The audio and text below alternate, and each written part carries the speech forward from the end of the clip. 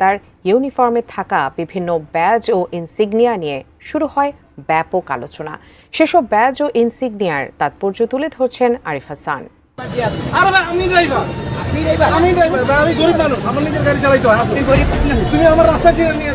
সম্প্রতি সামাজিক যোগাযোগ মাধ্যমে ছড়িয়ে পড়া একটি ভিডিওতে দেখা যায় রাজধানীর একটি গুরুত্বপূর্ণ সড়কে পলিটেকনিক ইনস্টিটিউটের শিক্ষার্থীদের সঙ্গে একজন সেনা কর্মকর্তার বাকবিতণ্ডার ঘটনা। বিক্ষোভরত শিক্ষার্থীরা রাস্তা অবরোধ করে রেখেছিল।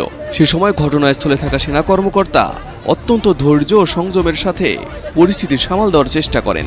ভিডিওটি প্রকাশের পর তা মুহূর্তেই ভাইরাল হয়ে যায় এবং নেটিজেনরা ওই কর্মকর্তার আচরণকে প্রশংসায় ভাসাতে থাকেন।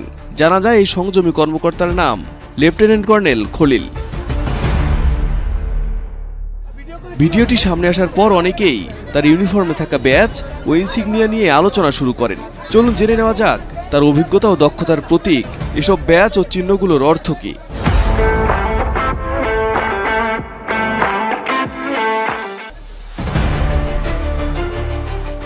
লেফটেন্যান্ট কর্নেল খলিলের কাঁধে দেখা গেছে একটি শাপলা ও একটি তারকা ইনসিগনিয়া, যা নির্দেশ করে তিনি একজন লেফটেন্যান্ট কর্নেল পদমর্যাদার কর্মকর্তা।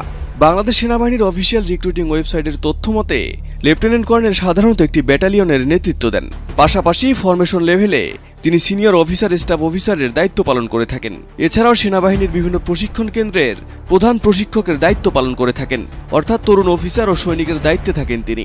লেফটেন্যান্ট কর্নেল খলিলের বুকের ডান পাশে রয়েছে প্যারা কমান্ডো ব্যাচ, যা বাংলাদেশ সেনাবাহিনীর একটি বিশেষ বাহিনীর অন্তর্গত সদস্য হিসেবে তার অবস্থান নির্দেশ করে। এই ব্যাচ অর্জনের জন্য কঠোর শারীরিক ও মানসিক প্রশিক্ষণ সম্পূর্ণ করতে হয়।